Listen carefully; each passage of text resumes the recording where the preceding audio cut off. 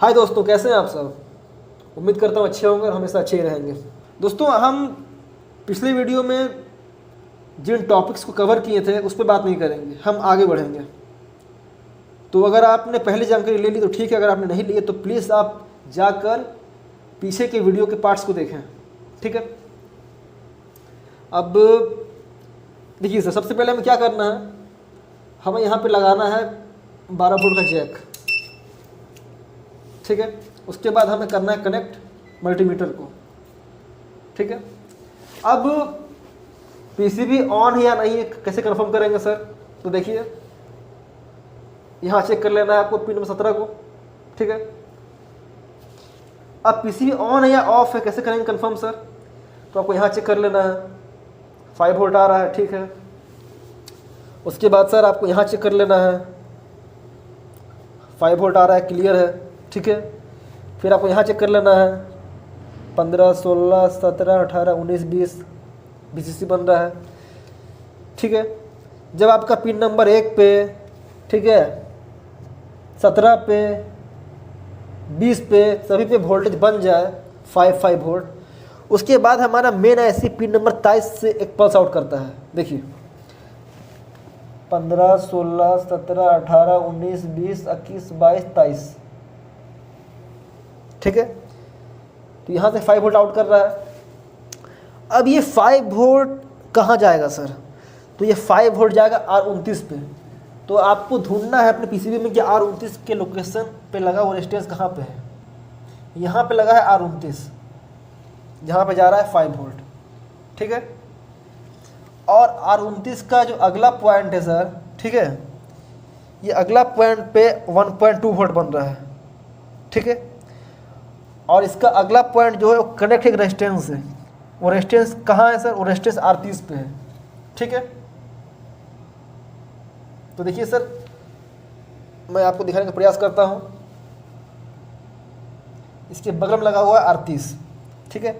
तो ये वाला पॉइंट R30 का और ये वाला पॉइंट R29 का टच है आपस में। तो R29 का जो 5 वोल्ट है, इसको यहाँ पे जो 1.2 वोल्ट बना रहा है, वो बना रहा है रेजिस्टेंस का ये वाला पॉइंट। अगर इसको ओपन कर दीजिएगा तो यहाँ पे बनेगा 5 वोल्ट ही। ठीक है। ये दोनों आपस में कॉमन किया हुआ है। ठीक है। अब R30 का जो ये पॉइंट है वो यहाँ पे 1.2 वोल्ट कैसे बना दे रहा है, क्योंकि सर रेजिस्टेंस का अगला सिरा जो है R30 को कनेक्ट है ग्राउंड से। ठीक है। तो मैं दिखाने का प्रयास करूँगा आपको सर। पहले पीसीबी को कर लेता हूँ डिस्कनेक्ट बैटरी से, और यहाँ पे अगर चेक करूँ, ठीक है, तो देखिए R30 को ये बीप बोलेगा, बोल रहा है सर ये कनेक्ट है ग्राउंड से। तो सर ये ग्राउंड लेके रेजिस्टेंस के माध्यम में यहाँ घुस गया है। ठीक है। तो जहाँ ग्राउंड का राज आ जाएगा वहाँ ऑटोमेटिक प्लस सप्लाई दब जाता है। ठीक है।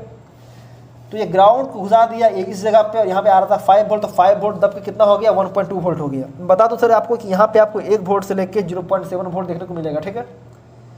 जब ये वोल्ट मिल जाएगा तो आपका ये जो लगा हुआ है ट्रांजिस्टर, ठीक है, Q6 पे, ये ऑन हो जाता है। कैसे होता है, इसका बीच वाला पिन होता है सर बेस। ठीक है। और बगल के 2 पिन होते हैं एमीटर कलेक्टर। अब आपको चेक करना है, कैसे करोगे, सिंपल तरीका है। ठीक है। क्या करोगे आप, मीटर कर लेना बजर रेंज में और चेक करना दोनों पिन को।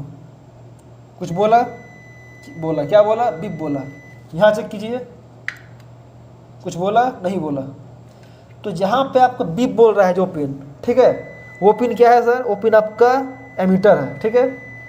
तो देखिए सर, बेस, कलेक्टर और ये हो गया आपका एमीटर। क्लियर है सर। वापस कर लेता हूँ कनेक्ट 12 वोल्ट से पीसीबी को। अब देखिए सर जी, होता क्या है कि ये आपका एनपिन ट्रांजिस्टर है, और एनपिन ट्रांजिस्टर चालू कैसे होता है, जब इसके बेस पे कुछ वोल्ट मिलता है। ठीक है।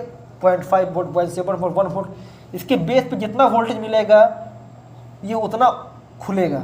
दोस्तों, मैं इसीलिए आप सभी को बोलता हूँ कि क्लास ज्वाइन कीजिए, क्योंकि क्लास में एक एक चीज़ों को बारीकी से समझाया जाता है।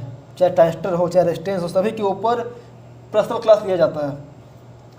तो अगर आप लोग इन्वर्टर रिपेयरिंग क्लास करना चाहते हो तो नीचे डिस्क्रिप्शन में जाके मेरे व्हाट्सअप नंबर पे अपना नाम और फुल एड्रेस लिख के सेंड कर दीजिए, वहाँ पे आपको क्लास की जानकारी दे दी जाएगी। ठीक है। अब यहाँ देखिए सर, जब इसका बेस पे सप्लाई मिला तो इसका जो एमीटर है और कलेक्टर है आपस में शॉर्ट हो गया। ठीक है। तो ये करेगा क्या सर, ये एमीटर का सप्लाई निकाल देगा कलेक्टर से। तो इसका एमीटर पे क्या था, ग्राउंड था, कि ग्राउंड को निकाल देगा अपना कलेक्टर वाला पिन से, ठीक है। अब ग्राउंड आपका यहाँ से निकल रहा है। अब ये ग्राउंड कहाँ जाएगा सर, तो ये ग्राउंड जाएगा सर आपका रिले के ऊपर। और दोस्तों इन दोनों रिले को ऑन होने के लिए प्लस माइनस दोनों चाहिए, तो माइनस तो यहाँ से मिल गया ग्राउंड ट्रांजिस्टर के माध्यम से, और 12 वोल्ट इसे डायोड दे दिया गया है D6 पे लगा हुआ है जो डायोड इसके माध्यम से, ठीक है। तो यहाँ से इसको डायोड मिला हुआ था पहले से 12 वोल्ट, और यहाँ से मिल गया इसको ग्राउंड। अब ये रिले चालू हो जाएगा, ठीक है। अब मैं आपको रिले के ऊपर वोल्टेज दिखाता हूँ चेक करके। अब यहाँ देखिए दोस्तों, ये रहा आपका रिले छोटा वाला, ये दोनों पॉइंट हो गया NONC का, ये हो गया आपका पोल यानी कॉमन, ये दोनों हो गया आपका कोयल का। इन दोनों पिन पे मिलता है 12 वोल्ट, ठीक है। तो अगर हम यहाँ चेक करें सर, ठीक है, तो आप ध्यान दीजिए, यहाँ 12 वोल्ट मिल रहा है, ठीक है। अब हम आते हैं अपने अगले रिले की तरफ। देखिए सर, ये रहा आपका रिले बड़ा वाला, देखिए। अगर चेक करें इस रिले पे तो इसे पलटी मारेंगे, ठीक है। और यहाँ देखिए सर, अगर यहाँ चेक करें इसकी कोयल पे, देखिए यहाँ भी आपको मिल रहा है 12 वोल्ट, ठीक है। तो आपने समझ लिया कि रिले को 12 वोल्ट कैसे मिलता है। तो दोस्तों अगर ये ट्रांजिस्टर ख़राब हो जाएगा तो आपका रिले ऑन होगा ही नहीं, और अगर रिले ऑन नहीं होगा तो आपका घर में आउटपुट देगा ही नहीं।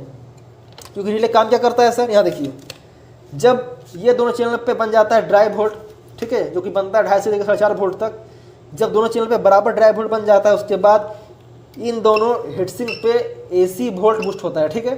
उसके बाद से ये AC वोल्ट जब यहाँ बूस्ट होता है मेन ट्रांसफार्मर के प्राइमरी साइड पे, तो मेन ट्रांसफार्मर का जो सेकेंडरी साइड है वहाँ से 200 वोल्ट आउट करता है, ठीक है। और वो जैक कहाँ लग जाता है, वो जैक यहाँ लगता है, देखिए लिखा हुआ है 200 यहाँ लगता है वो जैक। अब ये 200 क्या करता है, ये 200 निकल जाता है इस रिले के ऊपर, ठीक है। और इस रिले से होते हुए चला जाता है आउटलाइन यहाँ पे, ठीक है। और यहाँ से आप वायर जोड़ के या किसी तरीके से अपने घर में आउटपुट ले सकते हो। अगर यहाँ पे वायर नहीं जोड़ना चाहते हो तो आप यहाँ से भी ले सकते हो आउटपुट, ठीक है। क्लियर है सर। तो अगर ये ट्रांजिस्टर ख़राब हो जाए, छोटा सा ट्रांजिस्टर लगा हुआ है, ये ख़राब हो जाए तो रिले ऑन नहीं होगा, और आपका PCB हो सकता है ऑन दिखाए मगर आपका सेट डेड कंडीशन में रहेगा, आउटपुट नहीं देगा। क्लियर है सर। तो मिलता हूँ नेक्स्ट वीडियो में, तब तक के लिए जय हिंद, जय भारत।